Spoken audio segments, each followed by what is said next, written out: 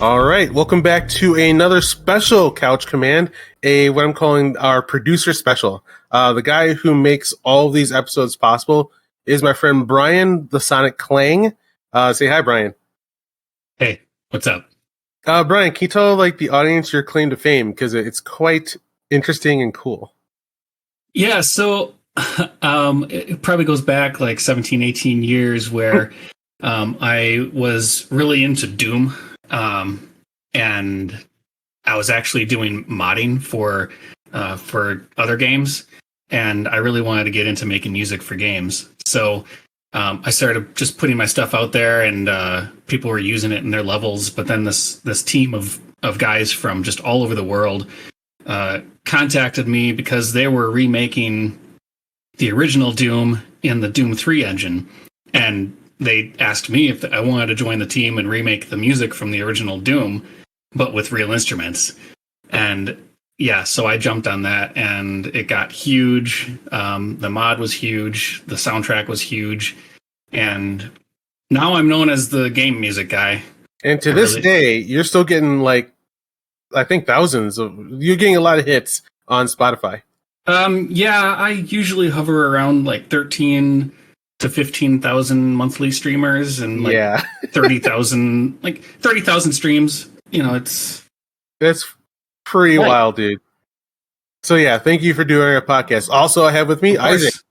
Hey, thanks for having me again. I gotta ask though, since you're big in the Sonic Clang, since you're big in the Doom scene, what do you think of the Doom Eternal soundtrack? Oh, freaking awesome! Yeah, that stuff was the stuff of legends. I love that song. The only thing they fear is you. The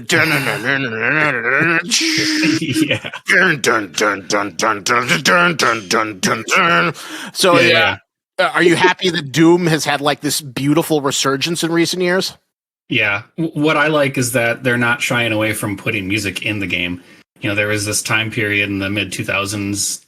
And they just were like, let's strip the music out of it because it dates it. And I hate that, because then it dates it to a time period where they weren't putting soundtracks in games. So yeah, I like to hear metal in games. I like to hear metal in Doom. Yeah, it's really great to see that Doom has had this great resurgence. Unlike another green-suited mascot from East's beloved Microsoft, little tangent, the ultimate Xbox fanboy. You've got $500 million and you can't put split screen in your goddamn game, and people were bugging into it? Or are you freaking kidding me? Oh my god, it's just not that hard. We had it in 2001. Just let your hate flow through you. Discussions like this are part of why I've wanted to do the podcast, which is how the hell do you miss if you have infinite resources? How do you it's all started from the fall of Star Wars for me. Once again, I should have seen the greatest movie of all time. You have no excuse. So let's see, Microsoft, you have you make technology that everybody else uses. What happened? You bought Activision for $75 billion, and you can't split the screen so I can play Halo Infinite with my goddamn brother. Yeah, Isn't that hard? I want documentaries on telling me how the money worked and how I didn't end up with the greatest thing ever with all the resources of all of humanity. Much like Real Genius, which is wait. Also, we have MJ. Please say hello. Greetings and salutations. Thanks for having me back. Right on, dude. Thanks for joining us. And then, part of the genesis of this podcast was wanting to talk to people about art and what creates good art, and maybe even dig into the background of what happened. So if you have infinite resources, I should be seeing several of the greatest Halo games of all times. I should be basking in a new age of sci-fi and Star Wars. But with just a couple dollars, we were able to do Real Genius. And one of us, Isaac, has not seen it before. So I'm very curious as to what he thinks. So, I guess this is producer's choice. Brian, what's your background with this movie? I watched this movie as a kid. I think at the time it came out, we had HBO. Mm-hmm. And that's not a very wide range of time in my life because we couldn't really afford cable. But at this time, we had cable. Cool. And my parents taped it, and us kids, I think there was one summer where we watched it at least once a week. Cool. I do not doubt this was like one of those movies for me. Like, it was a double feature of this and Weird Science on a VHS tape. Isaac, what's your background to this? No, wait, no. Yeah, Isaac, yeah. What's your background to this movie? So I guess my background is probably interesting because I have no background, but I feel like I've seen this movie through cultural osmosis, and I'm sure once we get deeper into it, it's a really interesting piece from that 80s of like, nerd empowerment. I assume this is like a much more positive version of like, Revenge of the Nerds was kind of part of it. Weird Science was a part of it. The idea of like the misfit nerd hacker, but this is like a very interesting, it's like one part, it straddles that line between college raunchy comedy, but it's not super raunchy, so I could definitely see why you'd love it as kids, because it doesn't quite push that line over, even though there's like some mild sexual allusions. But it also, it's not Porky's, it's not Revenge of the Nerds, which is, has been thrown into the cultural dumpster for past few years as people have reassessed the many problematic aspects of it. While it also has that like kind of almost Nickelodeon Funhouse feel, where it's like, this is what college is. It's just these eccentric people who are in these dorm houses. They're scribbling over. They're making cool science projects all the time.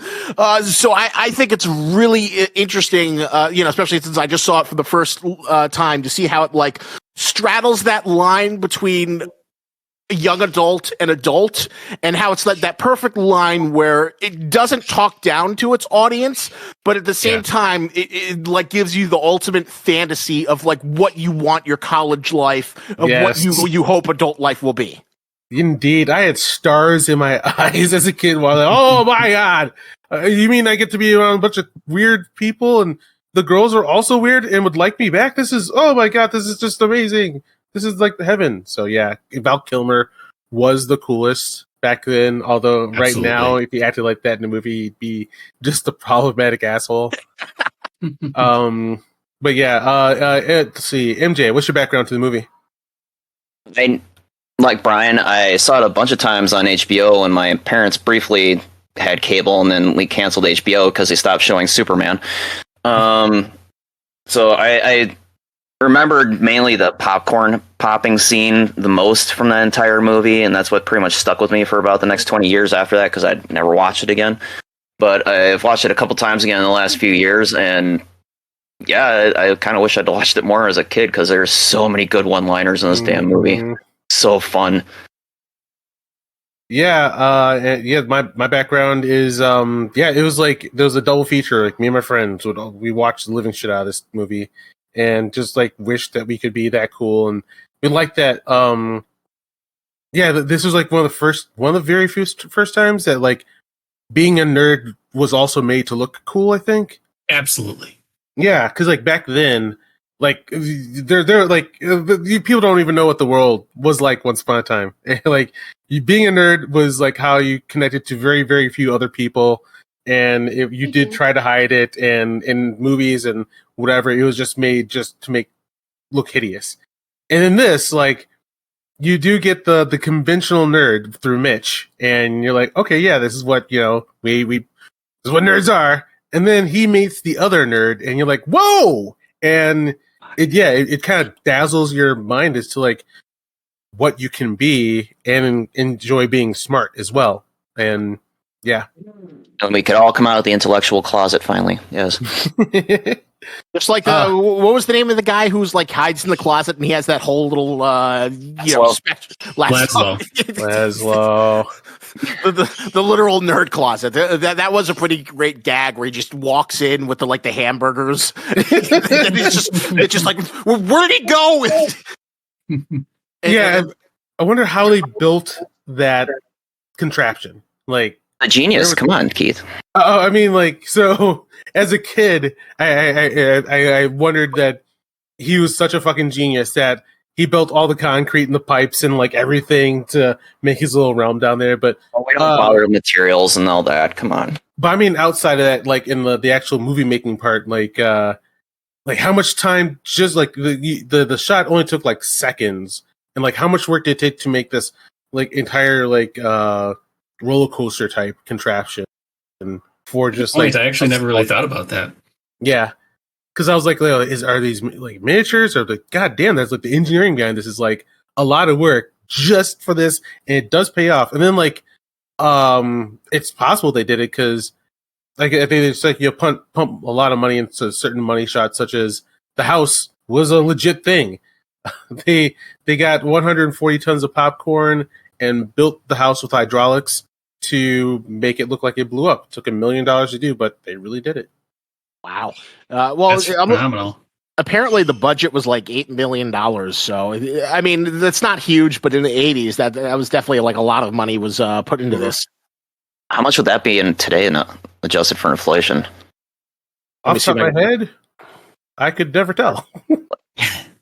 Yeah, let me see if I can find it while you continue to talk, and I'll give you a number. Going through my notes. I love the long, annoying in your way opening credits of 80s movies. Like just showing all these names that like only the people who made the movie care about, and just going on forever. And just I always enjoy that 80s once did that, and how now we just get to the movie. Yeah, actually, I used to always skip the beginning. And It wasn't until I was a grown-up that I watched it and I realized, oh, they're going from the most rudimentary tools all the way through to like the nuclear bomb. Oh. I never even saw that as a kid. I don't think I noticed still this time.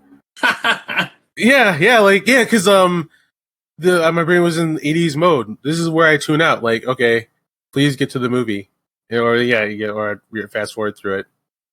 So it cost 20. It would cost $22 million in today's money. Yeah, that's not a lot. No, not huge. Definitely in the lower range. But still, definitely like shows and sequences like the hidden lab contraption and the popcorn thing at the end. This is like a level of movie that I kind of miss, like the lower mid tier blockbuster. Like just making like a great movie with great actors with a great concept, and it's not like $100 million like all out thing. It's just like the idea for this even was one of my notes is like, what is the pitch for this like?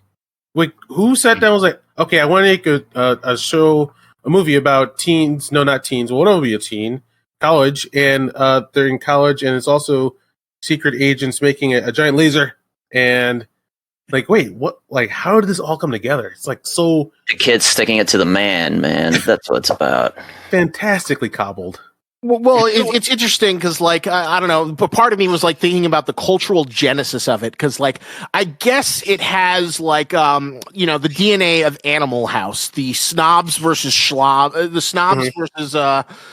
snobs versus schlubs kind of dynamic with like the who's the name of the like kind of villainous stuck up character who like Dr. Hathaway. Yeah, Dr. Hathaway, and then his like assistant toady guy. So you've got that element. Plus, there's like a slightly more realistic or higher deal consequences where, this is going to be used as a weapon for the CIA. The man is going to use the real genius to assassinate people with a laser. I love how destroyed they get over this. They're going to use it as a gun. Oh! So you got that theme of like perverting. So it's got that anarchistic feel, but it's also got the the science is cool. This is what you can be, and I could definitely see why Val Kilmer was probably like the inspiration, the alpha Chad nerd for like a lot of people. The one that everyone wanted to be the gorgeous guy who's super charismatic, could outthink of his way of any situation. Gets the beauty model technicians, arranges a party, creates a laser that has the formal invitational, and is always kind of like the smartest guy in the room, but always still also knows how to have fun. Yeah, I like hearing your take because it's the first time you've seen it, and I could quote this movie forward and backward, and I'm almost not objective with my opinion of this movie, so it's really cool hearing what you think of it. Yeah, Isaac. So are you saying that you liked it? Is this? I enjoyed it. I definitely feel like it's aged better than something like Revenge of the Nerds. I think it's got that cool, fun, mischievous science spirit, and I think it's definitely like one of those roles like Tom Cruise in Risky Business that kind of like showed why Val Kilmer had star potential. But it's just super interesting because like I'm not super familiar with it, but I feel like because it's so deeply set in 80s iconography, I've like seen it, and it's like in this interesting midpoint culturally, because it came out in 1985 versus Revenge of the Nerds, which was in like 1984, a year before it. And then I guess Animal House was like the beginning of the 80s. Mm-hmm. Yep. Yeah, and it does have this like great fantasy fun house where it's like, it's the college everyone wishes they could go to. The Hogwarts before it was Hogwarts only with like, engineering and science where it's all the misfits. They're having a great time. They're just, you got the cute quasi-autistic girl who's, very pretty, but the super self-conscious where she's like watching a piano. It's difficult to pee. Okay. Speaking with her, she is apparently the direct inspiration of the creation of Gadget in Chippendale Rescue Rangers. Really? Yeah. Interesting. The creator of Rescue Rangers was like, yeah, Jordan from Real Genius. Thank you very much. Awesome. Another fun, another weird fun fact is that, the laser show leads them to the party, and there's like Chosen is there from Cobra Kai, and you see the other two nerds, and like then there's like a guy, he's like I think he's like Indian. He is Dean Devlin. One of the nerds just in the background end up growing up to be the guy who produced Independence Day. Yeah, isn't he like whatchamacallit, Roland Emmerich's like best buddy producing partner? Yep. So yeah, it's really cool. Like an extra in here went on to go make one of the biggest movies of all time. Keep in mind, Chosen wasn't the only Danny LaRusso opponent in the movie. Who else was in there? Mitch.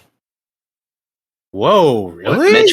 Mitch was in Karate Kid 3. He was the kid that Terry Silver paid to go bug Jessica when they were at the sock hop and Danny broke his nose. Oh my god. How did I never know that? I wouldn't know that either if I wasn't a nerd and go digging through IMDb when I watch movies to see what else these guys have done. Yeah, Mitch grew up and changed. Like he hit a puberty like turbo boost. Like the way his face looks here. And then I got to see him progress through time, and like he looks so different. And yeah, he's still in movies you wouldn't expect that he would be showing up in, which now I'm forgetting. But yeah, he had a bit of a career after this. Was this Val Kilmer's like big breakout role, or did he do other stuff before this? This was the second movie. The second movie he ever did. The first one was Top Secret with the Zucker brothers. But because it was this, then he did Willow after this, and then Top Gun after this. So that's a hell of a run for his first 4 movies.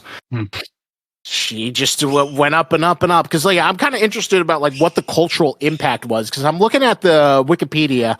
It seems like it didn't make a lot of money initially, but I guess because it was on a staple of like HBO, that's where its like real cultural impact was, where like people were just kind of like recording it and seeing it.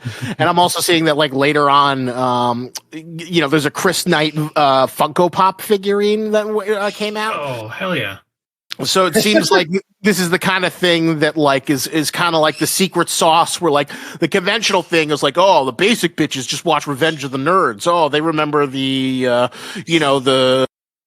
final music scene where they win the thing and they beat the evil jock guy. But the real nerds like Real Genius. Hell yeah. It was quite the cool nuke at that time, because on on my Facebook, I posted I was watching it, and like a lot of like the weird stuff I watched, not a lot of people like say anything, but like this is like, oh my god, everybody's like, real genius, yeah, real genius. I noticed that you had people coming on there that you don't normally like. You post pictures of movies that you're watching all the time. Yep, and one people are just like, it's crickets, but this one, what? people just. Yeah, I'm like myself and like one of my friends on my wall said like how like, oh man, I picked up so many mannerisms from Chris Knight and I still do them, and I'm like, oh god, I can tell there's a little piece of Chris Knight that I'm like, oh god, that's why I do that shit. So yeah, that it made quite the impact, and it stuck like with a lot of our souls throughout time. Let's see. Another fun fact that I thought was cute was the college campuses with super nerds, and like it's easier to use paper than a computer most of the time. It looks like in the background of most people's desks, like they'd have a desk off to this. They'd have a computer off to the side, while their real work was like just pages and pieces of paper. It's beautifully nostalgic. Yeah, it was pretty much that way for the next 15, 20 years after that, before everything started catching up. Yep. Pre-digital, pre-internet era, right? Mm-hmm. Oh yeah. High tech was still done through just like going directly. Oh yeah, and also I was thinking like how their heist would be so different right now, where the teens would just hack into the computer that controls the jet, but they actually have to break into the airbase itself and get to the actual jet itself and actually swatch out the chips itself in the thing to make their hack. I just thought that was also just fantastically like internet boom hacking. Well, I'm curious though. I was a little bit confused about the mechanics of the final heist scene. So they switched out the chips, and that like made it target his house. Yes, they got the coordinates for his house and programmed that into the chip instead of the cars that they were gonna. So here's my question: how did that stop the military? Because for all intents and purposes, it was still successful. Sure, they caused a prank, but the laser they still have the technology. It incinerated a house. So how are we supposed to know that the CIA isn't out like murdering people with this laser? Because what they didn't know is how to keep it from frying. Only Chris Knight knew that you had to freeze it in liquid nitrogen. So the laser destroyed itself. That's right. So they have no plans to be able to replicate it, and right. We have stopped them from being able to kill anyone ever again. Oh yeah, that's what makes you wonder if they went back after Chris Knight to try to have him replicate what he did, and he just intentionally disappeared or something like that. I kind of wonder what the repercussions would have been tonight. No, world peace, man. After this, world peace. They don't have the lasers, so we can no longer do war. So that's how I saw the ending. Although, well, here's a big question though. This was made during like towards the end of the Cold War. Is this a pro-communist movie or anti-communist, or is it just anti-authority, anti-the man, kind of Vietnam, screw the military kind of thing? Anti-authority, anti-war. Yeah. Like, let's stop making shit to fight each other. Let's make shit to party, I think, is the lesson behind Chris Knight and his journey. Because it's also like an interesting spectrum to compare this to like War Games, which is a little bit more of a serious movie, but like this seems to straddle that line where it's like in War Games it's kind of like nerds in video games potentially lead to the fucking end of the world, nuclear crisis, while here it's like nerds and fun potentially lead to nuclear weapons and tools to assassinate the government. But which did come through. War Games. What's interesting though is that the fact that we do have drones that can do a strike on one person sitting on their balcony, that completely came true, just not with lasers. Yeah, I guess the person who made drones are they going to the office going, no. Well, this was at the upswing of Star Wars being a major defense initiative for the United States and half the world at that point, because this was towards the end of the Cold War, but the Cold War was still in full swing at that point. So, yeah, maybe this was just a big finger to, you guys think this is going to be viable? No, we're going to stop you. We're going to get you. Well, it's interesting. War Games was 2 years before this. It was 1983. So I guess this was kind of like riding on that sort of anti-Cold War sentiment. The we should all get along. Science shouldn't be used to kill the Ruskies. The failures of communism will do that for them or whatnot. A little War Games meets Revenge of the Nerds creates our real genius. And yeah, I think I heard a whisper on the wind that a TV series might be getting made out of this. I was looking into that. So apparently there was like a TV series that was like being made, but it was in 2014, and as of 2017, there have been no updates on the production. Although I'm surprised though, I feel like because an interesting thing that also like makes me think.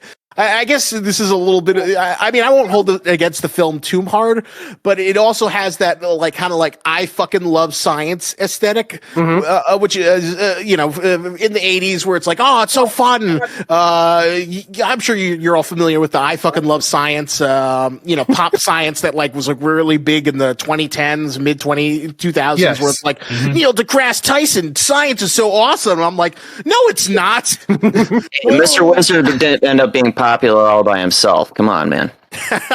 I just think that like the real hard science is tedious and boring, and let's not stop pretending that just because volcanoes are awesome, you're gonna go run out to learn fucking JavaScript or C++. But I'm not going to hold it too much against this film because it's from a different era. It was before it does give like a good fantasy version of like the college genius lifestyle, and the Nickelodeon Playhouse version is just a lot of fun to watch. I wish my college had like a little fucking spring break that transformed the auditorium into this little swim place with a beach on stage. Turning your dorm into a big tobogganing and ice skating rink. They actually did that. They actually turned it into I saw like somebody was mentioning all the fucking work they had to do for like a 12-second shot, and it took like maybe over a week to get everything arranged so they could just do like that 30-second ice rink shot. Oh, wow. Because, a lot of those things did not look like they were easy to film. It definitely comes from that 80s era of, like, we're actually going to do this goddamn thing to actually get the shot versus, we can just do it digital in post. Yeah. They're quite proud of the practical effects. Did they actually, like, visible laser bouncing around the quad? Was that practical? Had to, right? I'm gonna guess so, because also they had a laser consultant on. Oh, okay. A lot of like the things they're saying are real, and a lot of like the devices they were using are also real. Yeah. I forget, like I didn't get the note down with enough detail, but yeah, there's like this one guy back then who was the top scientist in lasers, and he was on set to make sure everything was actually like real. Quote unquote. Dude, that's awesome. Mm-hmm. So I'm sorry, go ahead. I was going to say, I would like to tell a really quick story. So we were just recently in England, visiting my brothers-in-law, and one of my brothers-in-law just finished up a project. He was a project manager on this project called Crossrail. They were digging a tunnel for a new train that goes like east to west. Anyway, he had this memento on his bookshelf, and it looked like one of those mirrors that they use in Real Genius for the laser. So I asked, "What is that?" And he said, "We used that to point lasers at specific points in London to make sure that nothing moved while they were drilling." And I was like, "Are you serious? This looks just like the things from Real Genius, those little lasers." And every person that worked on the project got one of those. I just thought that was awesome. That's cool. Yeah. Did you snap a picture of it? I may have. If I didn't, I'm gonna kick myself. Yeah. I would like to see that. That sounds pretty freaking cool. I think I did. That's pretty standard nowadays, isn't that? Just for monitoring the seismic effect on surrounding buildings for subterranean excavations. I think that's pretty standard nowadays, isn't it? Probably. I mean, it makes sense. Let's see. Also, with this movie is the quote unquote problem of it being so good that there's not much to talk about. Yeah, it was a fun problem that we like learned about when we were doing like our Star Trek, like the Star Trek podcast I do, and we did like all the movies and like all the best movies. Like we had like only like 40 minutes of stuff to say. We're like, yeah, I thought it was good too. Yeah, that part was also good. And it wasn't until like, like you get to like Star Trek Picard or Total Fuck Ups, where we just have long, awesome conversations that dig deep into like what's important to you and what do you like in fiction. So yeah, I've almost basically run out of my notes on this. Like for me, this movie was a perfect summer movie. Like several times during summer break in the 80s, you just turn this on and get swept away on the future that you hope that you're about to experience with like your cool own Chris Knight or becoming Chris Knight. Yeah, I could definitely see that fantasy. Chris Knight is something to aspire towards, or something you hope you meet. Just like the cool alpha guy. Although I don't know, I guess it's interesting. I guess you could say I had my own kind of Chris Knight experience. Where when I went to college, there was this interesting guy who was like a son of a famous actor, like Matthew Modine, and he was kind of like, very tall, very kind of like mushroom headed, very eccentric. He's like, oh, I'm gonna go put whatchamacallit, wax on me, and I'll just say this, that like, not every Chris Knight in real life is as fun as Chris Knight in Real Genius, because Chris Knights in real life are not super reliable, even if they are like the center of attention and they're always doing random crazy things. Like, we used to play this Humans versus Zombies game. I don't know, have any of you guys ever heard of it? Yes. So for those of you who've never heard of it, it's kind of like the Assassins game, where the idea of the game is that like one person starts out as a zombie and they tag other people to infect them to become a zombie, and the game ends where either the zombies all starve out because they die within 48 hours without tagging or eating someone, or the humans all turn into the zombies. So that's how the game it goes on until either everyone's infected or the humans outlive the zombies and they starve out. So he would always do the most insane things. Like he would he got into a highway chase with the zombies tailing on him, where he would get out of the car and shoot like Nerf darts at the people. He would like break into the freaking house campus or like school school classrooms and hide out. He would go in the middle of the forest outside and hide out overnight for the zombies. He would just always take it to the nth degree as far as possible. So he definitely had that, he wasn't a science guy, but he had that like Chris Knight energy where it was like, where are we going now? What kind of crazy thing are we doing today? Just always like, as like a parting gift, he stole the school's mascot costume and gave it to me when I left school. Damn. So he was just always kind of like that sort of Chris Knight figure. But I will say, when you meet the Chris Knights in real life, I'm almost embarrassed to say that yes, I had a Chris Knight in my life, and like yeah, he's like back then he was our paper boy, and then like me and him just started talking, then like clicked because like wait, we're both geeks, and like it was like rare back then.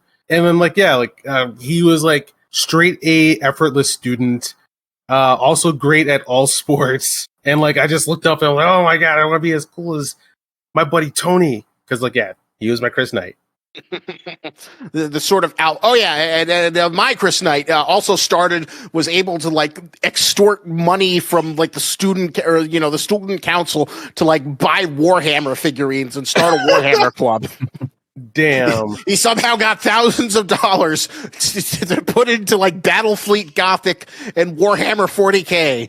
So he definitely had that, charismatic, I'm playing Risk in the middle of the quad. I'm going to sit on Risk and I'm going to sit in and be in this art project where I have wax dripped upon me as I'm this weird wax figure.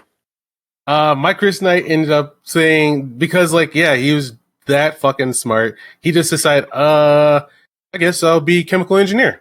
and that's what he just like chose, and that's what he did.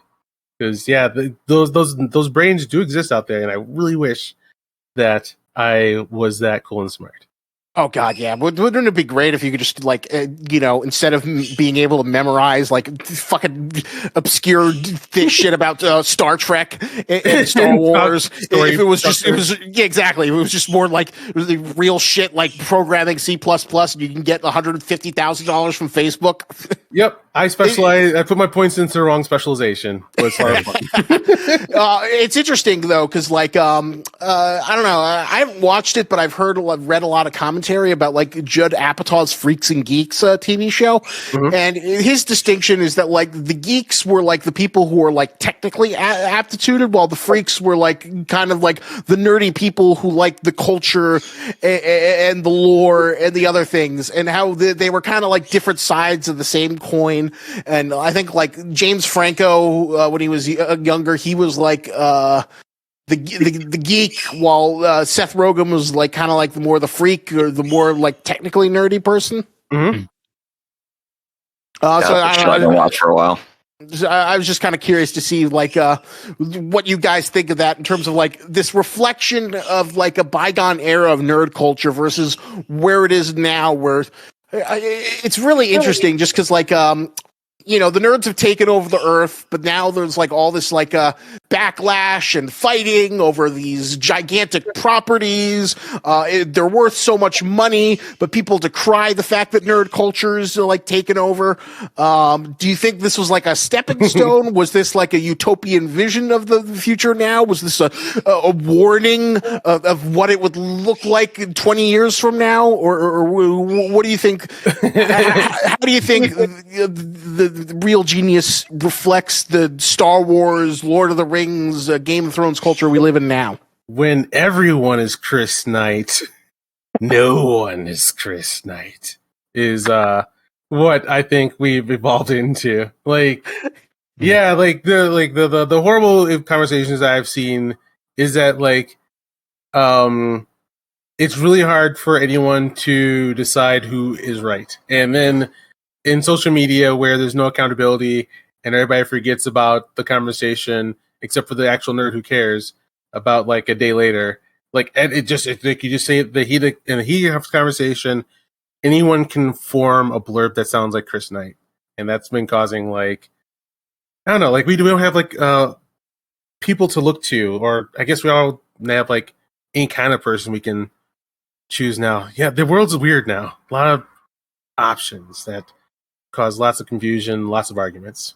I mean, I guess you could argue that, like, for a hot second, there was like, whatchamacallit, the Chris Knight of the modern internet era was Neil deGrasse Tyson, and Bill Nye tried to be the Chris Knight, although I feel like Bill Nye kind of like wore out his welcome with that like terrible Netflix show.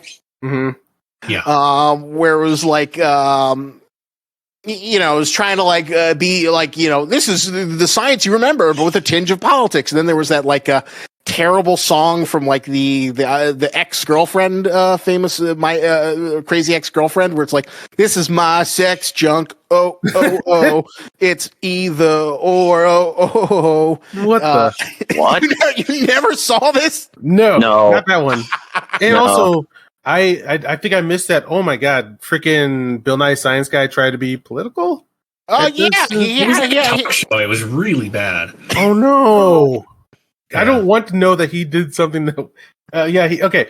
I have love for him, but also he's the rival of Beekman, who is better. And yeah. I'm sorry to hear that he may have done something that wasn't the best. Because he is a real nice man. I like him a lot. He can be pretty nice, and I've enjoyed his like common resurgence. So it was really funny. Ages ago, my mom she still does work in children's television. So she got to like meet Bill Nye, and she told me about how he like talked about, oh God, Sarah Jessica Parker's so hot. Oh, I wish someone could introduce me to her.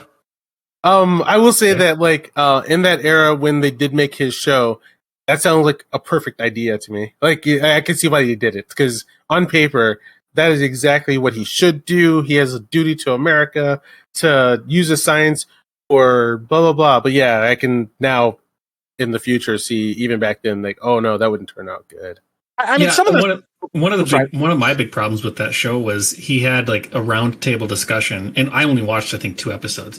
He had roundtable discussion with all these really smart people, and he kept trying to interject humor. Like he was interrupting the people as they were speaking about this topic.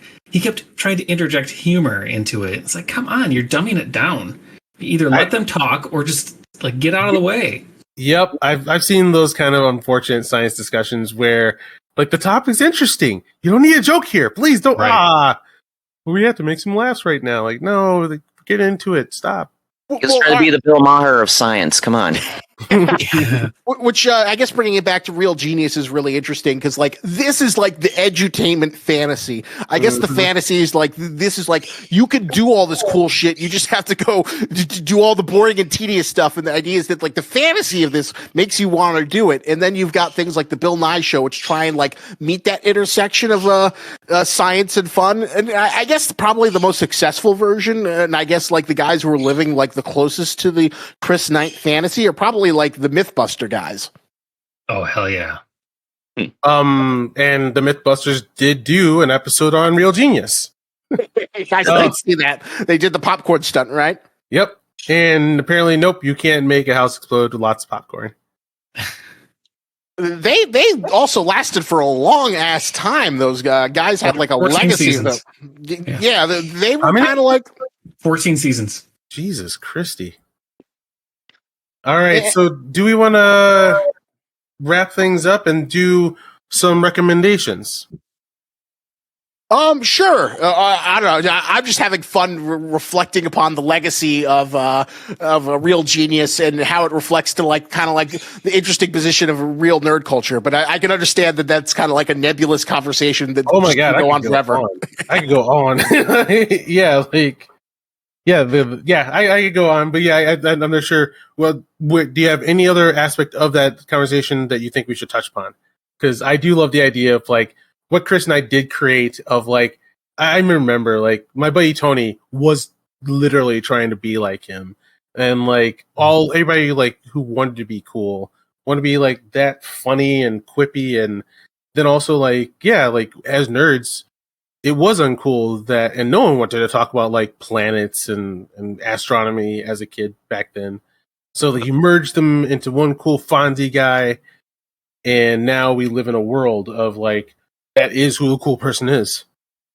The question is, would he have been prepared if gravity reversed itself? Oh God, is anyone? I mean, like like you keep the change from flowing from your pockets. Well, here's. Sorry, I gotta interject on this, but I had like another interesting point. So, how do you think Chris Knight? I guess like the modern version of Chris Knight is like the tech billionaire, the Steve Jobs, the Mark Zuckerberg, the Elon Musk. I guess Elon Musk is like the closest, although I'd say half of what he does is like pretty cringy. Like Elon Musk wants to be like the palatable 4chan edgelord. Chris Knight is cringy and quite the edgelord.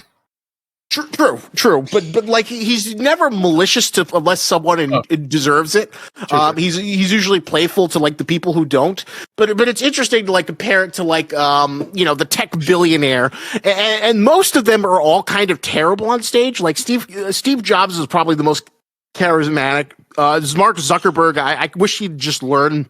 That just get someone else, just pay someone to like do your announcements and like talk to them through it.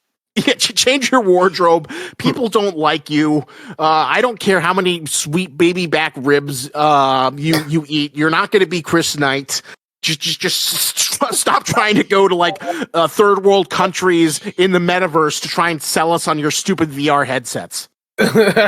Funny where Chris Knight was like, "You're gonna flunk me? That'll ruin my entire life."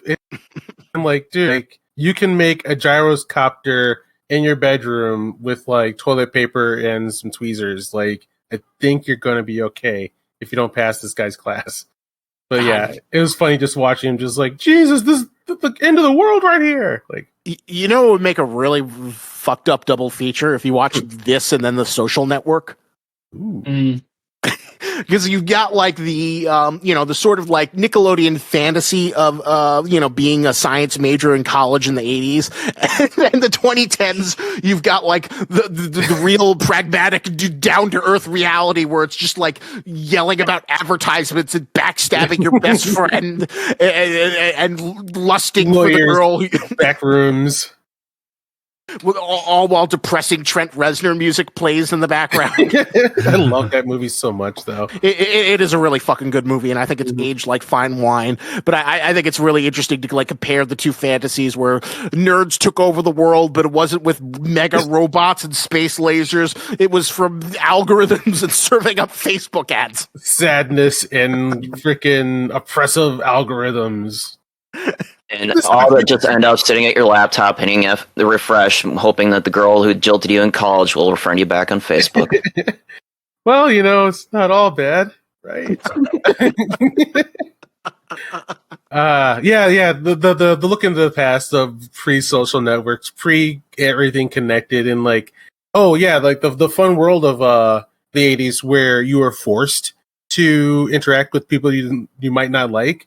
And eventually maybe make them friends. Like, yeah, back in the day, like, you want to have some friends, you have to walk out your front door and see who's closest to you. And now, like, yeah, the world's a little unfortunate. I'm not sure if it's unfortunate or not, but now you can curate, like, your social network. So, Yeah. Well, let's put it this way. The fact that everybody insists on texting each other nowadays rather than actually calling on the phone, yeah, I love it. another symptom of the age. But yeah. Well, here's an interesting question. If a TV show or a remake of Real Genius came in like, our modern era, what do you think it would be? It would be like about like, a guy making a new social network, or do you think it would be like, what I feel like it would be like guys in like MIT making robotics. And then there would be like an evil guy who wants to like have robot soldiers in the military. But then like, the full cool, Chris Knight would like make a fun robot that like serves you pancakes. And a robot that like does fun and goofy stuff. What comes to mind is they would do a MacGyver setup of some kind of like organization that needs the specialist of a brain. Only this brain can figure out this fucked up situation, and take them across the planet and use science to figure out each weird situation. That's kind of a fun idea. Yeah. Yeah, I figured there's going to be a musical before there's ever a TV show made of Real Genius, because they're making musicals out of everything. You see, they made a musical out of Heathers recently, right? Well, I thought the Heathers was a few years old, or I know there's a Beetlejuice musical, but what? Yeah, it was a huge thing for like all the theater kids fucking loved it. I kept on seeing all these videos of like kids doing lyric videos to like the Dead Mom song from Beetlejuice. Oh my god, I must find. Yes. No, I have a very unfortunate thing where I love offbeat musicals like Evil Dead the musical, Cannibal the musical, all that crap. I love those. So I just found out about the Heathers one this week. I'm like, oh god. Then you will love the Beetlejuice musical. But thank you. I could definitely see this becoming like a musical thing. Where it just comes onto Broadway and you got like huge musical numbers with like all kinds of flying electronics, a drone show. The question is there enough like cultural nostalgia to justify the Broadway money for that? But I'm amazed. Total 80s with it. They'd have to go total 80s with it. I'm amazed the 80s that are big right now. Oh yeah. I'm amazed I haven't seen this like brought up as like a counterpoint to when people like look at like oh, look how bad things were in the 80s. Revenge of the Nerds was the worst, and like what about Real Genius? I'm surprised I haven't seen that like come up in like the cultural conversation when people like try and decry, because like it's interesting. There's like a lot of like self-loathing because I don't know, not to bring it politically. There's this interesting podcast I like a lot about like the rise and fall of Harry Knowles. Yeah. But the one thing I don't like about it is like there's a lot of editorialization where it's like, I used to like Ain't It Cool News, but now it's led to destructive nerd culture, which I'm ashamed to be a part of it. And I'm like, hey, come on, guy. Do you have to like show that I'm one of the good ones? So hard. I'm different, just so you know, everybody, since this is on the record. Just for anybody who gets all wrapped up about Revenge of the Nerds, just remind them that Blazing Saddles exists and see how they squirm at that one. But Blazing Saddles is brilliant. How dare you besmirch the name of Mel Brooks? I squirmed so brutally while watching that movie. I'm not sure, I was a teen at the time, so I'm not sure if maybe I wasn't ready for it. But yeah, Blazing Saddles. I'm watching it now. Well, there's always Blazing Samurai if you want the neutered version. I don't know if you've ever heard of that. What? So there's this CGI animated movie that was in development hell for a long time. It's like 7 years old. I think it came out recently. It's basically a Blazing Saddles remake, only with a Kung Fu Panda reskin. But it's basically the story of Blazing Saddles with a Kung Fu Panda aesthetic. It's supposed to be terrible. But if you want to Blazing Saddles without any of the bite, then there you go. Considering I watched The Island of Dr. Moreau last night, I think I'm ready for more crap. All right, I think we're going to do some final thoughts on this and do final what you would recommend, which is kind of like a mini geek section. Is that gonna be cool? Or do we have before I do that, anything else that we should be touching upon within Real Genius? I still like to know the mystery behind Sherry Nugel. Was she grooming geniuses for her own purposes, or is she a guardian angel? A little both, I think. Like, geniuses come in and she wants to make them men, and then eventually she fell in love with the first one. Did she fall in love with him, or was she grooming him? No, I think she was just really attracted to smart people. Well, she was the daughter of whatchamacallit, the military guy, right? Or the professor? No, that was a different one. Different girl. Okay, so that was the girl who asked Chris Knight if he could nail a 6-inch spike in a board with his penis. Yeah, they had they had similar 80s hairstyles, so I had a little trouble telling them apart. Easily. The fun fact about her, the daughter, the one that had the 6-inch spike through the board line, that was Deborah Freeman. She was the co-lead with Nicolas Cage in the director's previous big movie, Valley Girl. There you go. Oh. Yeah, even the daughter character doesn't seem like she was even necessary whatsoever. So that's why I can see why you might think it might be the same character. Because why have that there if she's not going to be someplace else in the story? I guess just to antagonize him and show that Chris Knight is such a Giga Chad, he's gonna hit on the professor's daughter right in front of him. Chris Knight is the original Giga Chad. Yeah, he's the science Giga Chad.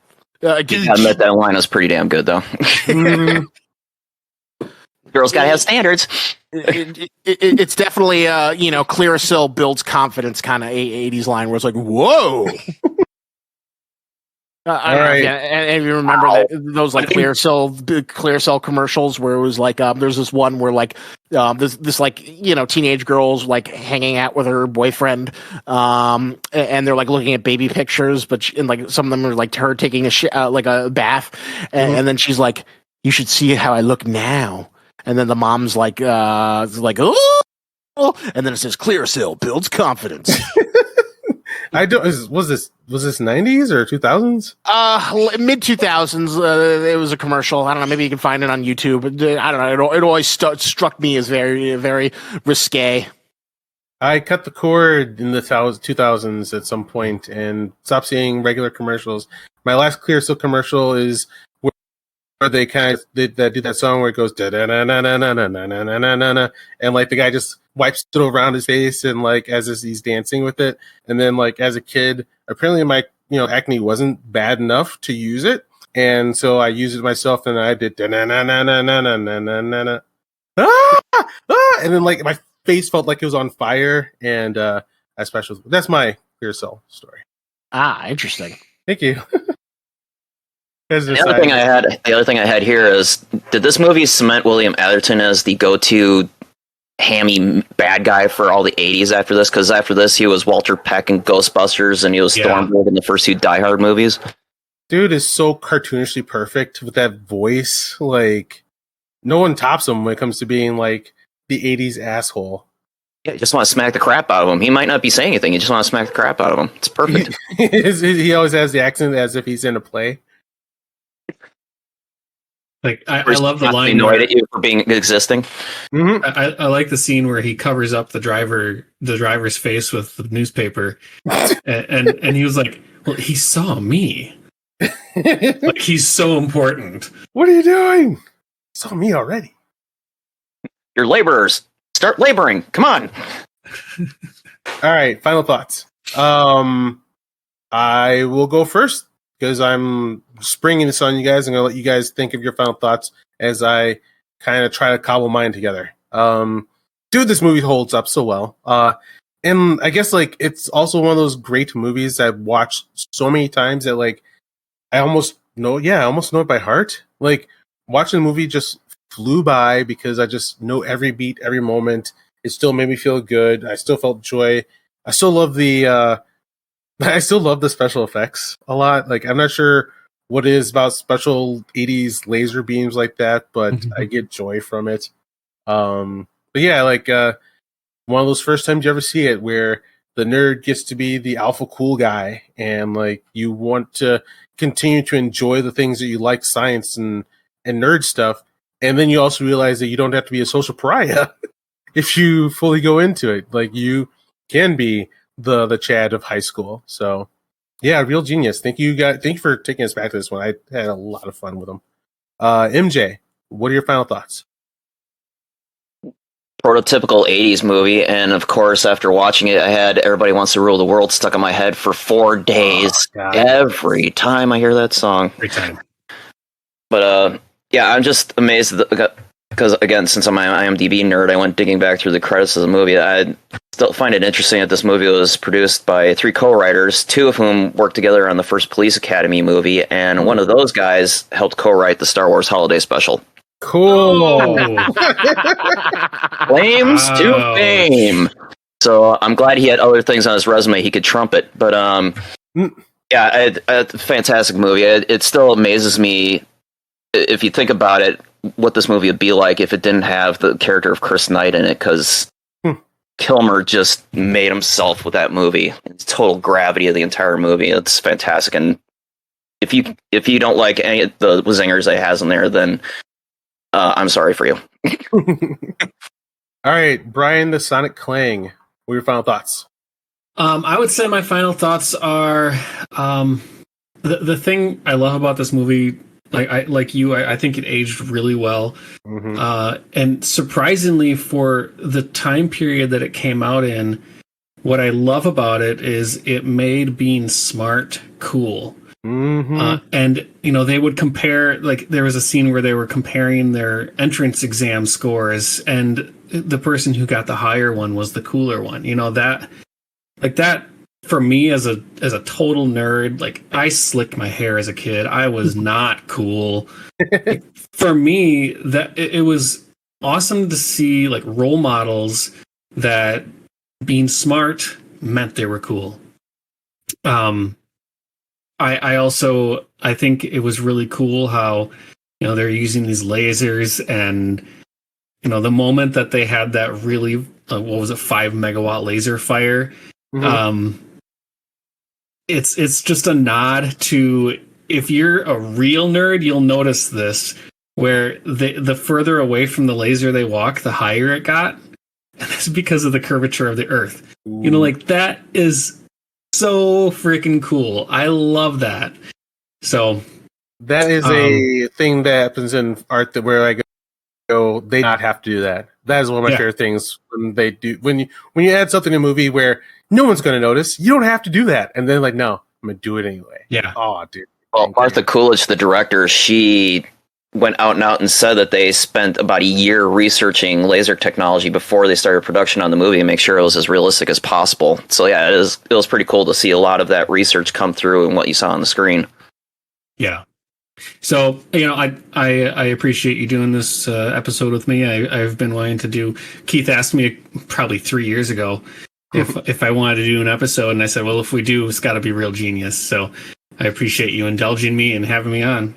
Thank you for making the suggestion. I've been wanting to a problem in entertainment that I've been seeing lately is how much corporations are buying our time, so that like what else you gonna do, nerd? I have Star Wars. You want to watch Star Wars? You're gonna have to watch this, and then you're gonna have to watch anything we put out. And it's like I miss having enough time besides the corporate time where you just find something good and you watch it and you enjoy it, and like you and your friends go through suggestions and you find something good. So I always want to take a break from like the big discussions, which are a lot of fun, and then like just find something that's worth talking about. And yeah, dipping in the 80s and throughout time is going to be some fun in the future. And then just clean up. Yeah. Well, go ahead. Oh, I had a question for Sonic Clang. So I got to throw out this hypothetical, given your, history with Doom.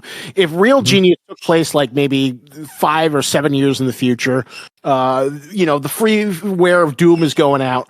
Would nothing have gotten done because we'd be spending so much time playing Doom and playing Deathmatch and making own custom levels that they wouldn't have built laser or done anything else? They just would have been too busy with Doom. No, they would have made the laser, but then everyone would have said, "Yeah, but can it play Doom?" Can it play Doom? All right, Isaac, the cleanup man, the person who has seen this for the first time. And I love that we had that on the show. What do you think of Real Genius? I think it held up really well as like an icon of 80s kitsch, which still didn't feel incredibly dated. It gives a positive vision of nerddom where science has to, could be fun and exciting. And I could see why Chris Knight was a character that elevated Val Kilmer to superstardom. He oozes charisma. He's the guy who you wish was your best friend. He's the guy you wish you could be. And it's really interesting to see like this sort of artifact of college comedy that like has this great line between not talking down to audiences, but not crossing the line too far to the point where this feels like something that your 10-year-old or 9-year-old self could see. This is the adult life that I wish. This is why I want to go to school. Cool. Yeah, I'm really glad you enjoyed it. So yeah, then after that, we're going to close this up with, and looks like, Brian, you're not in a rush? Yeah, I've got a few minutes. Cool. Then yeah, we don't have to hurry up over this. Going through like our suggestions and talking about them. I'll start. Things I would recommend are. Do you guys know about CYBERPUNK EDGERUNNERS? I've heard nothing but good things. It's definitely on that. I need to see this as soon as possible, especially since I'm a big fan of Studio Trigger. Yeah, like all the way leading up to this, I heard, and they're gonna make a Netflix CYBERPUNK anime. I'm like, oh, okay. I'm sure you are. Like, I thought that like it was gonna be the most ratchet, really flat. We're doing it because we were hired to make this product. But Studio Trigger came out the gate and like they're just whipping nunchucks of animation that, like, I guess so. I don't watch a lot of extra anime outside of my One Piece. So, goddamn, they're bringing the fire. They're spinning animation, light, the use of color, the music. It's all making me have flashbacks to the kind of fun I was having with Fooly Cooly when it first came out.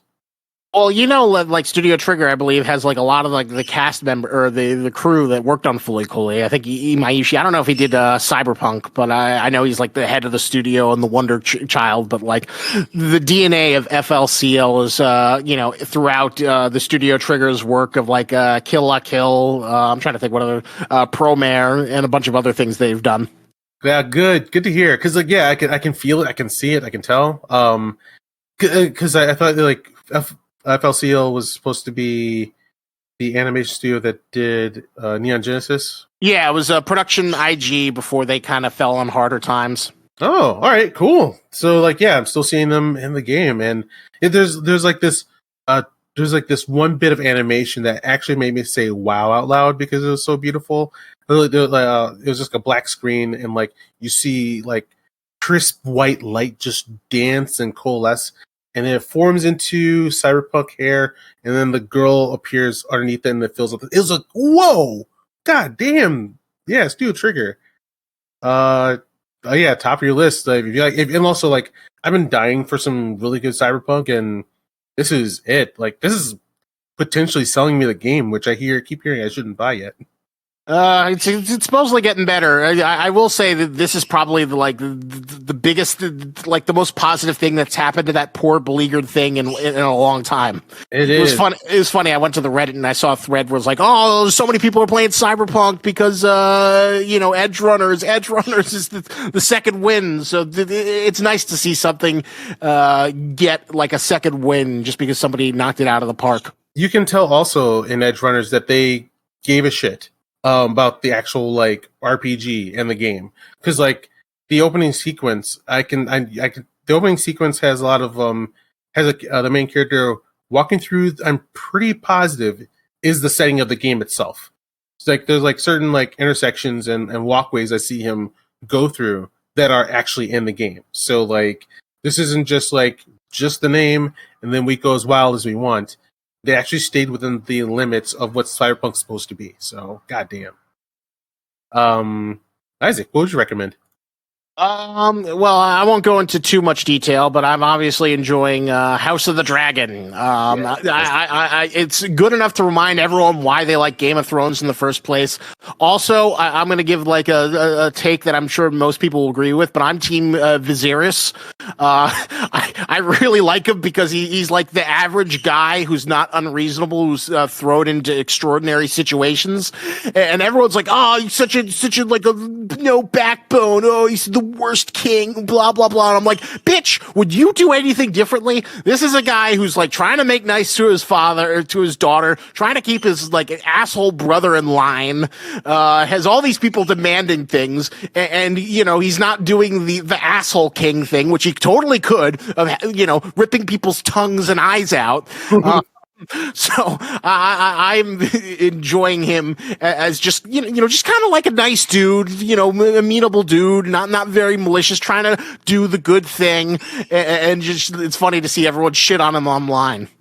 Oh my god, I didn't know he was getting shit on because he's the voice of normal, of like everyone else is acting crazy and he's just like, okay, please, everybody calm down. Jesus, I told you not to kill that kingdom, and people just acting wild.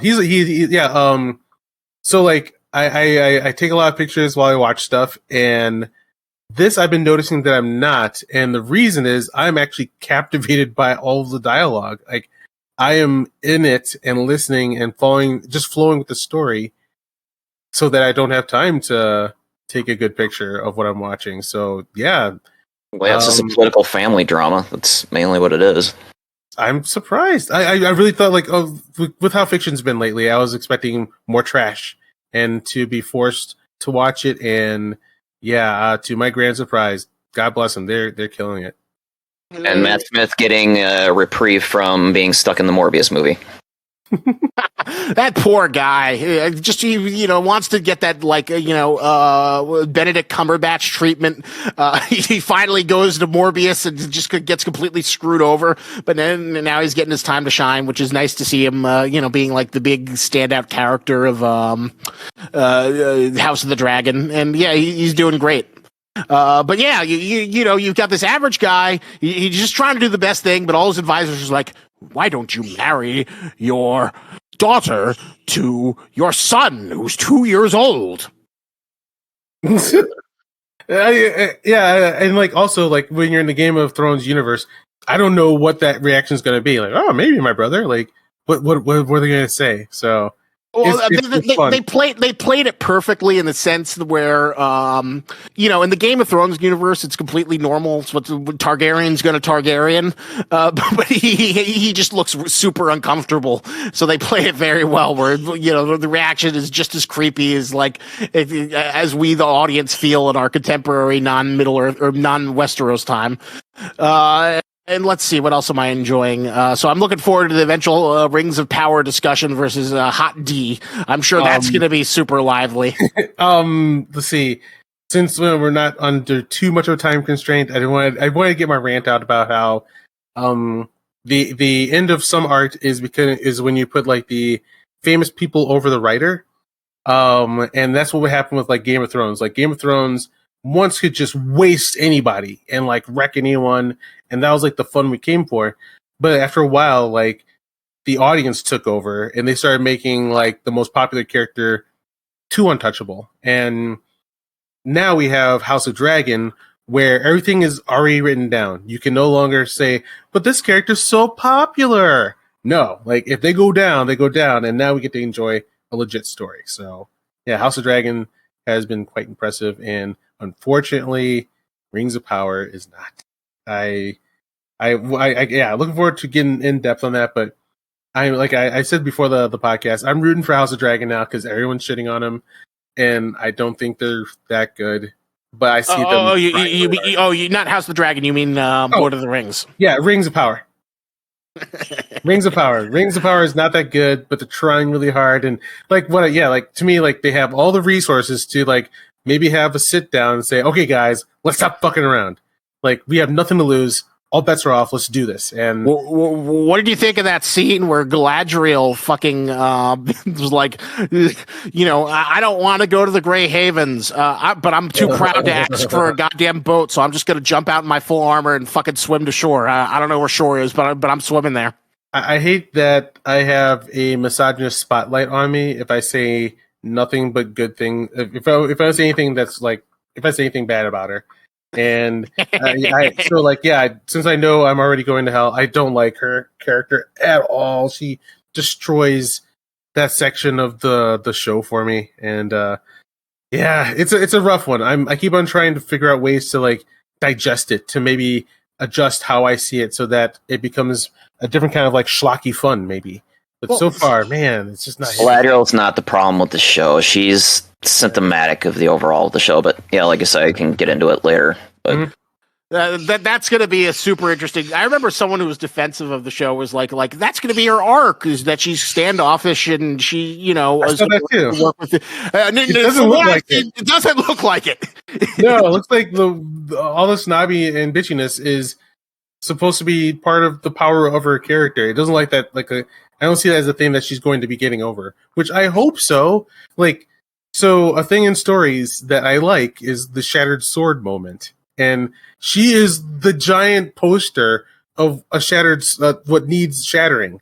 Like, you get to your good story when, like, your character gets to her point and then loses everything and finds out, the price of power and what it takes to maintain it. And yeah, so far it feels like they don't care about trying to do that kind of a story. If she gets a shattered sword, she'll just pull up a real even bigger one that'll just come out of nowhere. Yeah, she's not getting that. To fix the show, to me, like if you want to do the thing that makes me go, holy shit, is you have to break Galadriel pretty hard and do it to the point where I feel bad that I didn't like her in the first place. Like I've seen that happen where a character shows up and they eventually make me feel bad about the hate that I had for the character.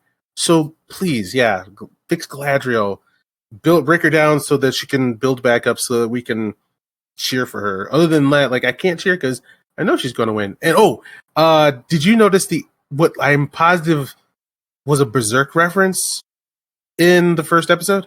What was the Berserk reference? Galadriel takes her sword, she stabs it into a troll, she turns her back around and lifts the sword up and lifts the blade up through the troll's gut and through its head and swings forward so that she's facing away from it with her sword facing forward. I've seen exactly that, I think in Berserk or some. I need to rewatch it, but I don't think this is the kind of crowd that's making the show would do a Berserk reference. I think that the people doing the choreography would.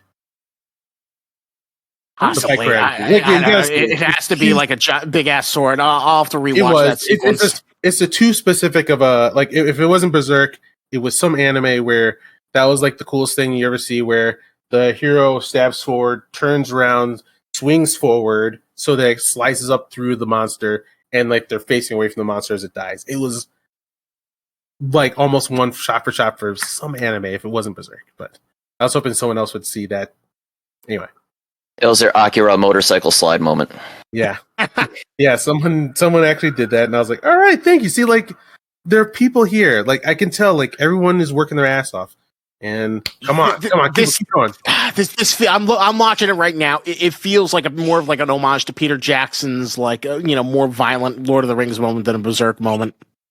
like I said, it's a specific move that was in some anime. If it wasn't Berserk, I'll hopefully find it someday. Well, if you find it, you can bring it up when we eventually do the big deep dive. Because oh boy, I cannot wait for that.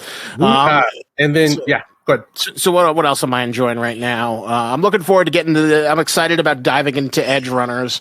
What else am I really looking forward to? Another thing I've been really enjoying. Of course, I'm a big One Piece fan, but recently the Wano arc has been completed, and I am so fucking happy because Oda's just been fired post Wano.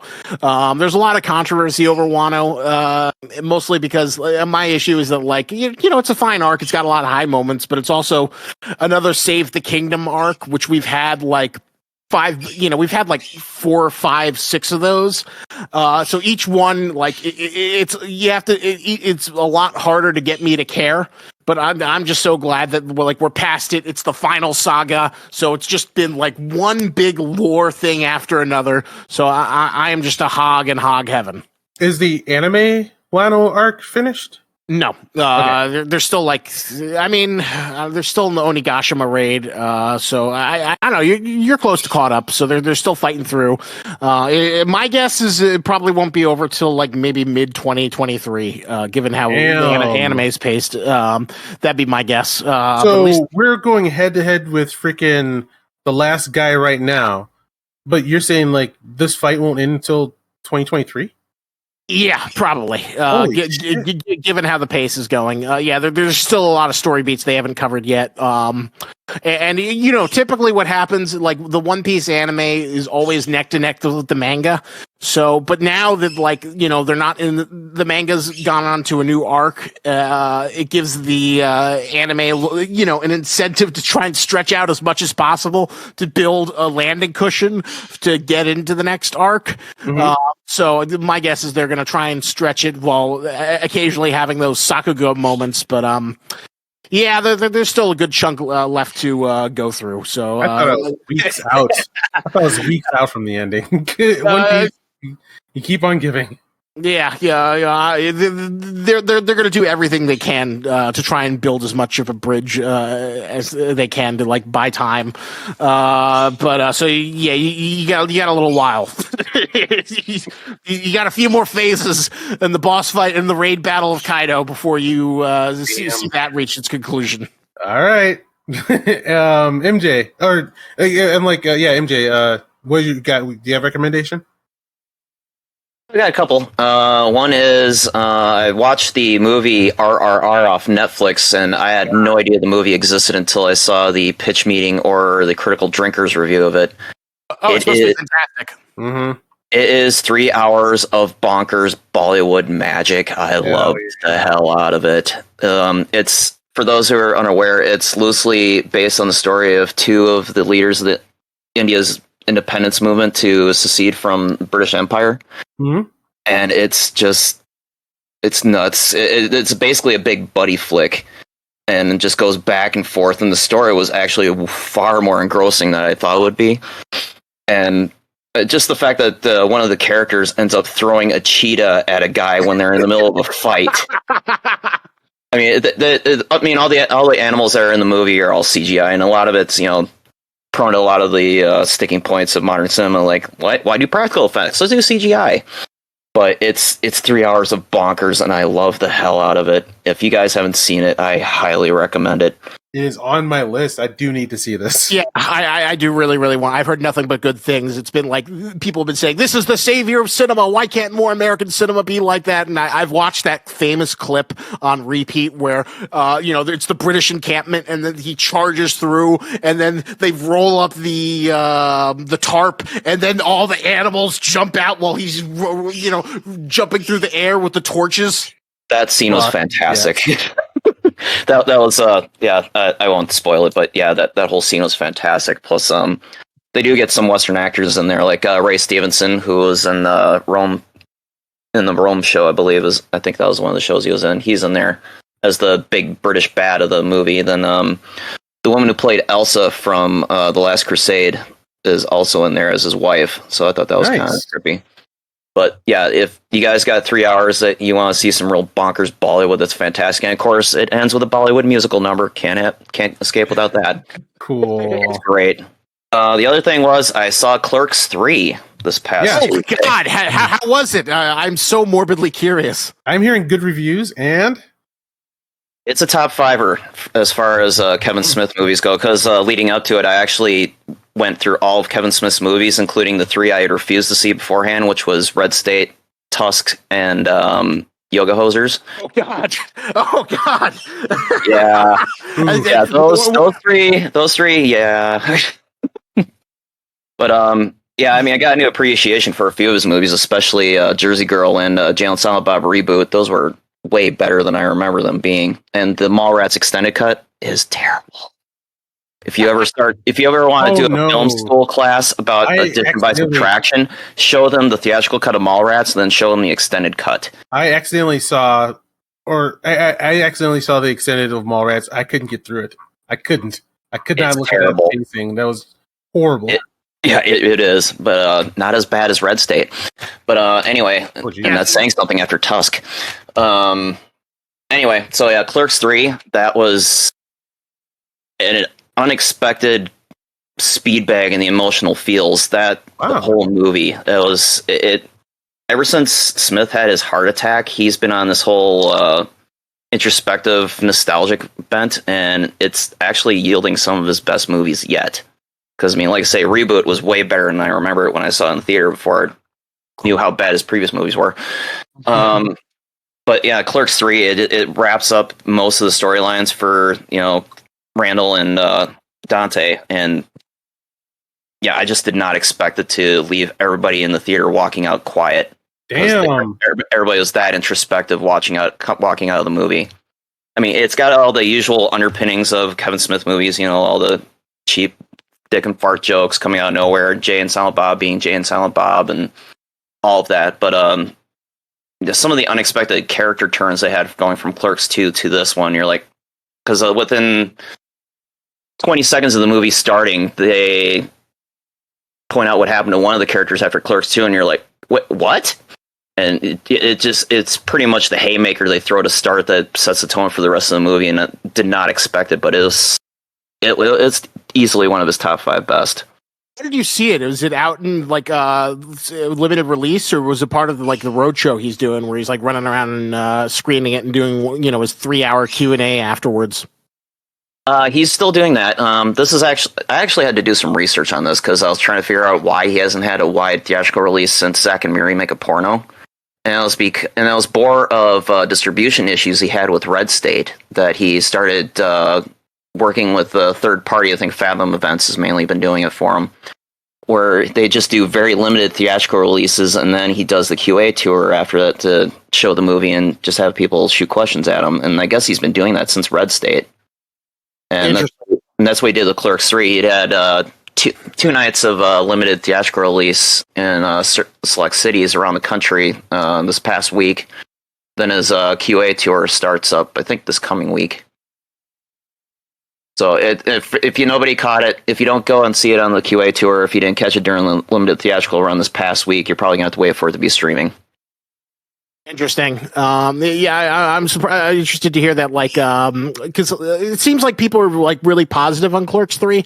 I guess Kevin Smith's a nice guy, but I feel like he kind of overstayed his artistic welcome. So I'm morbidly curious about it, but I do think it's super self-indulgent, where it's what's Clerks 3 going to be? Oh, it's about how he made Clerks. It comes full circle, the Kevin Smith origin story, but it sounds like he has enough emotional gut punches to make it worthwhile, or make it not feel like, he's just filleting himself for an hour and a half. Mm-hmm. Well, I mean, to that point, most of his movies are kind of self-filleting, but he wears everything that he's earned on his sleeve. He understands that he's incredibly lucky to be able to do what he's doing, and especially since such inauspicious beginnings with Clerks. And plus, you almost need a bingo card at this point to see how many actors he's recycled from previous movies, which each subsequent movie he does release. Especially this movie, because he basically just has everybody reaching out their cards going bingo, bingo, bingo, bingo, left and right with all the cameos he has.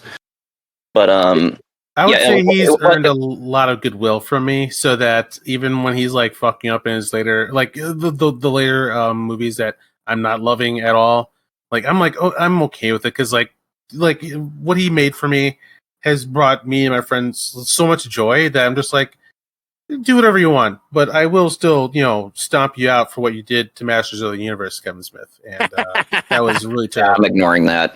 And his run on Daredevil in the late '90s, I was not a big fan of that either. But yeah, if you ever read those, I like what he did with Mysterio, but good God, that series. Bummer. Anyway, but Kevin Smith is a very niche director, and he's never going to win an Oscar. Might as well just face that now. But he does wear his gratitude on his sleeve, and I'll always give him credit for that. Indeed. Let's see, Kling, Mike. So I'm really out of touch. So I don't, I don't watch most recent things. I will say that I did watch after seeing my Book Scout Facebook feed. Do read, and you have a book series that maybe you want to recommend because I will be getting around to it. Oh, are you talking about the Silo series? Yes. Yeah. It's like a pillar. It's a column silo. Yeah, so there.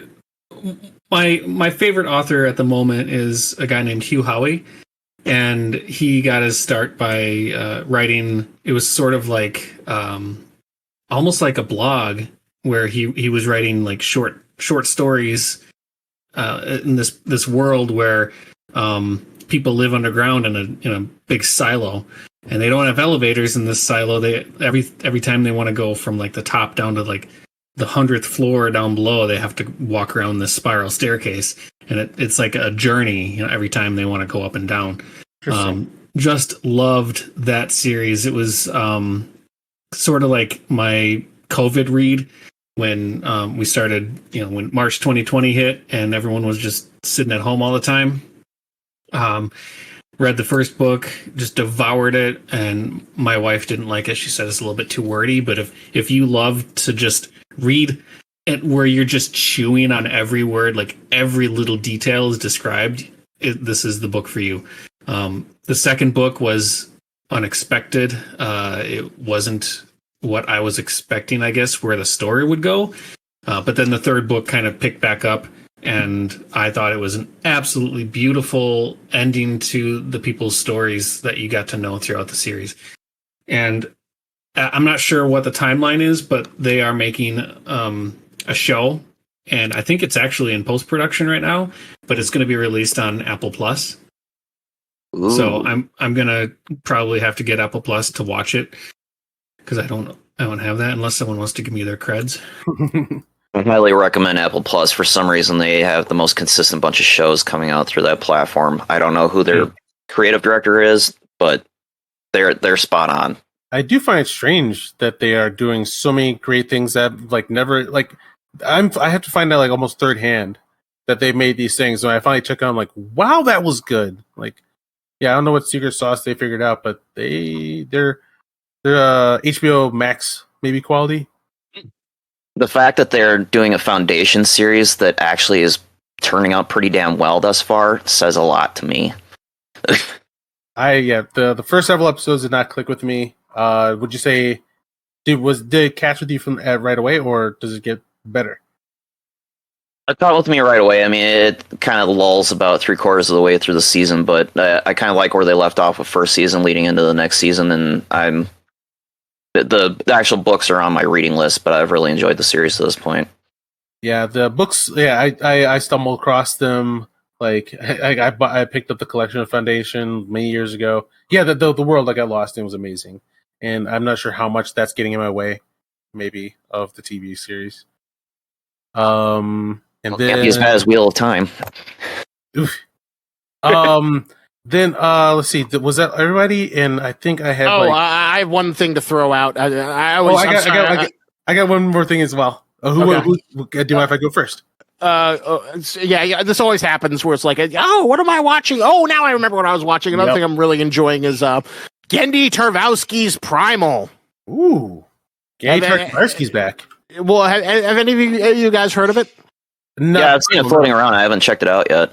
I'd highly recommend it. So basically, the premise is, mad Russian animator superkind Gendy Tartakovsky got basically a carte blanche blank check to create his dream show for Adult Swim after the success of the Samurai Jack ending / reboot. And basically, Primal is it's borderline experimental because there's next to no dialogue, and it's the story of a caveman and a female T-Rex united through tragedy as they try and make it through an anachronistic world filled with prehistoric beasts, along with ancient civilizations, as they try and find home and respite. And it is basically just like a Western animation showcase, which does an amazing amount of really creative storytelling without any dialogue. I'm in. Gay Tartakovsky I like and it. a blank check. That is a good recipe, I think. Yeah, I think the second season just ended. It might be the series end. It kind of has a conclusive ending. I don't know if there doesn't need to be a third season. I'm just happy that Tartakovsky got to do a blank check. It's got some amazing things, like it is the show you wanted when you were 5 years old, made by your 14-year-old self, with just a little touch of avant-garde filmmaking to kind of like make it feel a little bit more classy than your typical violent cartoon. But, there's like there are a lot of great, amazing set pieces. One of the most iconic things is like there's this episode where this Brachiosaurus gets infected with like this zombie virus and just goes on this mad berserker rage, like just killing all of the other nice Brachiosaurs and its sauropods and its troop, and then it just stalks poor Fang and Spear, and it is one of the most exhilarating, interesting, terrifying things that I've never seen in the animated space. Just this colossal zombie dinosaur just wreaking havoc, and it is one of the most unique things I've seen as of late. Right. Yeah. I'll be adding that. The thing, there's I think two things I wanted to recommend, and one of them is Moonfall. God, I love that movie. I'm surprised you love it so much. Everyone's been like hacking on it as like the death of the Roland Emmerich blockbuster. People are losing their minds with the hate for this movie, and like I gotta say, like, everyone, please calm down. Like I miss movies that weren't scientifically accurate. Like, it's okay just to have some broad ideas and go wild with them. Like, you heard how wild it gets with What's Inside the Moon, right? Yeah, it's like nanobots, right? I don't want to spoil it, but like, God, it goes so hard and wild, and like If it wasn't for the last third of that movie, it would have been a total waste. It was like Roland Emmerich's greatest hits of every trashy disaster movie he's ever done, but that final third is what really carries it. Including the little black boy, which is like exactly the same kid that I saw in ID4, right down to the point where I think they have like a woman doing a cartoon little boy voice for him. And I'm pretty sure it's done like in both movies. It's a weird element that he's like, I gotta have that, and I'm okay with it. Like the schlock cheese, the just being unashamed of like having like the mother go, I'm gonna save the world for you, and like the little boy's eyes are just really big. I'm like, thank you, I like this. I know it's cheese, it's bad, but it was so much fun, and like the ending. Like it just like the wild 80s movies I used to love. It brought that back in. I don't want people to treat Moontrap's like another similar kind of weird movie from the 80s, but like I don't want people to treat Moonfall like it was a bad thing. Like, well, here's a big question. I'm kind of curious, like, because to me the ultimate Roland Emmerich movie is 2012. I don't think it's a good movie, but I appreciate how he just like jammed in every disaster movie cliche and set piece into one goddamn movie. So which did you like better? Definitely this one better. Like he was swinging hard at like real like science fiction ideas, and like you could tell that the people making this were watching the same science fiction speculation channels that I watch, with like the terminology they use, and you could even sense three-body problem influence in here, which apparently is partially Chinese funded, but They're just like tiny lines. You're like, oh shit, you read 3 Pi Problem, didn't you? Okay, cool. Like Is that whenever what- you refer to whenever you hear like people refer to this place as the solar system, it's pretty 3 Pi Problem. I think that's maybe why you're giving it such a more gracious than everyone else's, because it's like the dumb 3-body problem. It's dumb 3-body. Oh no, dumb science fiction. Like he's doing 3-body Problem. There's like this something called like the something of Rama. Like all these like classic science fiction like ideas and shots and feelings. There's even like a Rendezvous with Rama, right? There we go. Yes, I saw hints of that with how like structures are created and how they look and feel. It's like it was like a greatest hits of like him saying, "Look, I do get science fiction. It's all here." And yeah, it was biggest dumb fun that I recommend. And I think one other thing, which I finally finished. I don't think I ever brought it up. The Good Place. Have you guys seen this? Yeah. People love that sitcom. Yes, I finally gave it a go after like years of my friends saying, "Keith, please, this is rich," and it really is that good. Like that was some of the most well written and creative stuff I've seen, and I thought that you couldn't get that from sitcoms anymore. So finally finished A Good Place, and they nailed the dismount. That was one of the most satisfying endings I've ever seen, and also a rare instance where I feel like I might be going back to a couple episodes every so often. It was just that good. Keep it sleazy. Keeping it sleazy. All right. Any other recommendations? All right. Then I will drop one last one. I'm playing Knights of the Republic 2. I highly recommend that. The Thinking Man Star Wars video game. All right. So, Sonic Clang. Brian, where can you find more of your work on the internet? You can find me on YouTube, youtube.com/SonicClang. I actually have my own URL because I started my channel like a year after YouTube started, back when you could just get your own URL. So youtube.com/SonicClang or Twitter, but I tend to not use that so much for my music. All right. And then Lobster Magnet Isaac, where can you find more of your work on the internet? You can check my video Lobster Magnet on YouTube. I've been pushing out a bunch of video essays. In fact, once we're done here, I'm probably going to go back to work on my Miss Marvel video, which is like 60% done. So I'm hoping to finish that up maybe this weekend or early next week. Very much looking forward to that one. And MJ, where can I find more of you on the internet? I'm still just only on Insta and Facebook as MJ3342, but still working on getting some other stuff out there because there's a lot of movie reviews I'd like to start getting out there too.